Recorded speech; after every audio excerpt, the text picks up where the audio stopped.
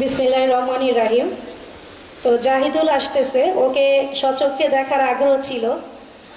এখন ছাত্র শিবিরকে আমি স্টাডি করা শুরু করি ডাকসু নির্বাচনের পর থেকে।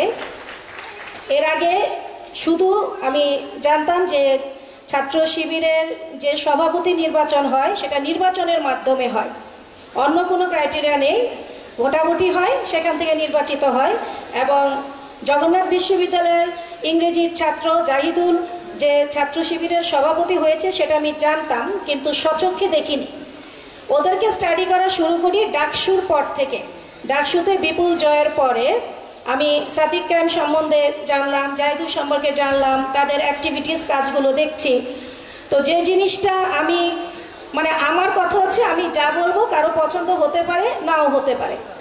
তোমাদের ছাত্রদের কাজ বা ছাত্র শিবিরও সেটা দায়িত্ব নিতে পারে যে ফজরের আজানের আগে ঘুম থেকে ওঠা, তারপরে যার যা ধর্ম সেটা পালন করে কিছুটা শারীরিক এক্সারসাইজ করা এবং দিন শুরু করা, এটার যে বরকত, আর শেষ রাতে ঘুমাইয়া দুপুরবেলা ওঠার বরকত এক না। এই প্র্যাকটিসটা যদি তোমরা শুরু করো তাহলে এই যে তরুণ সমাজের ভিতরে যে উশৃঙ্খলতা, উগ্রতাগুলো এবং অস্থিরতাগুলো আছে তার 80%ই কমে যাবে। আমাদের সবার এই ধরনের জীবনযাপন শুরু করা উচিত যে ভোরবেলা ঘুম থেকে উঠে এবং রাত 10টা-11টার মধ্যে গো টু বেড, মধ্যরাত পর্যন্ত জেগে থাকা না। এটা আমি সাদিক ক্যাম্পকে দেখলাম তারা প্র্যাকটিস করে। ওরা কিভাবে জীবনযাপন করে আমি তো আগে জানতাম না, ওখান থেকে আমার শুরু। আমি তো ভালো জীবনযাপন করে, ঠিক আছে। আরেকটা জিনিস হচ্ছে উগ্র ভাষায় কথা না বলা, কথার ভাষার বাচনভঙ্গি, আচরণ এবং মুখাবয়বের ভেতরে একটা সেলফ কন্ট্রোল ভাব থাকা। এটা আমি 5ই আগস্টের পরবর্তী বাংলাদেশের রাজনীতিতে নতুন দেখছি। ইভেন এখানেও কোনো স্লোগান নাই, কোনো মাসল দেখানো নাই, কোনো শোডাউন নাই, দলে দলে হাঁটা নাই। এটা আমার ভালো লাগছে। আমরা এরকম একটা সুন্দর পরিবেশ চাই।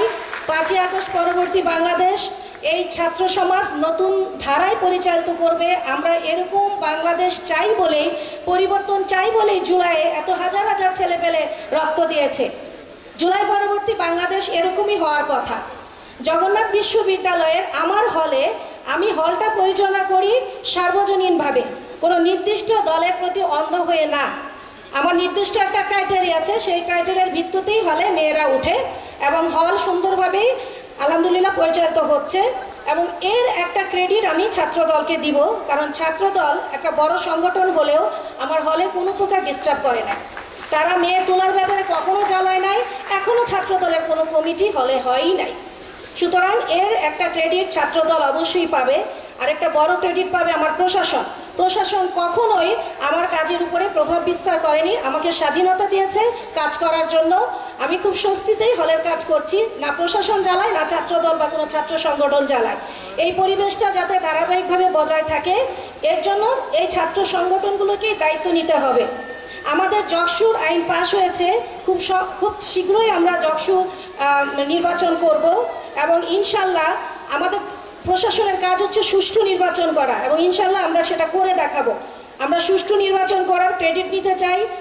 এই নির্বাচনের মাধ্যমে যে ছাত্র সংগঠনই জিতে আসুক না কেন, এখন যেমন তোমরা কাঁধে কাঁধ লাগিয়ে ভাইয়ের মতো সুন্দরভাবে ক্যাম্পাসের সুন্দর পরিবেশ রক্ষা করছো, জিতার পরেও তোমরা একইভাবে সেটা মেনটেন করবে, আমরা তাই আশা করি।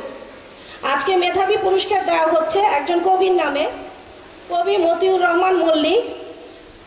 এই প্র্যাকটিসগুলো আগে ছাত্র সংগঠনে এই হিসেবে ছিল না। এটা সুন্দর একটা অধ্যায় সূচনা হলো। আশা করি সব ছাত্র সংগঠনই মেধাবীদের মূল্যায়ন করবে এবং যথোপযুক্ত মূল্যায়ন করবে। তোমরা যদি তোমাদের ছাত্র রাজনীতির প্যাটার্নটা চেঞ্জ করো, বাংলাদেশ চেঞ্জ হয়ে যাবে।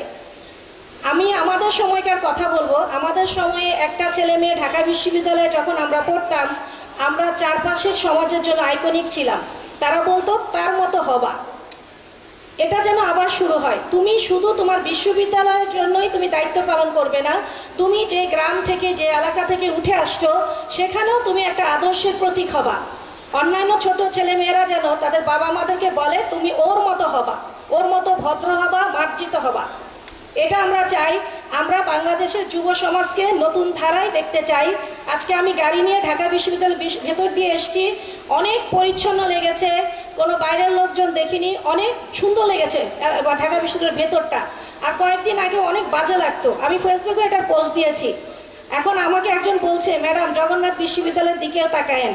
ইনশাল্লাহ জবিয়ানদের মধ্যে যারা জাকসুতে নির্বাচিত হবে, তোমরা জগন্নাথ বিশ্ববিদ্যালয়ের কিছু দায়িত্ব পালন করবা। আমাদের ছেলেমেয়েরা অনেক দিক থেকে বঞ্চিত, তোমরা সেই দিকটা খেয়াল করবা। আমি ছাত্র শিবিরকে, জগন্নাথ বিশ্ববিদ্যালয়ের ছাত্র শিবিরকে আবার ধন্যবাদ জানাচ্ছি এমন চমৎকার একটা অনুষ্ঠান করার জন্য। আর জাহিদুলকে সচক্ষে দেখলাম, সাদিকা মদিন আসছিল, আসতে পারি নাই হলের ঝামেলার জন্য।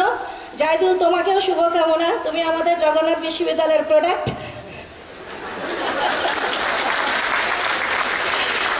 সবার জন্য শুভকামনা।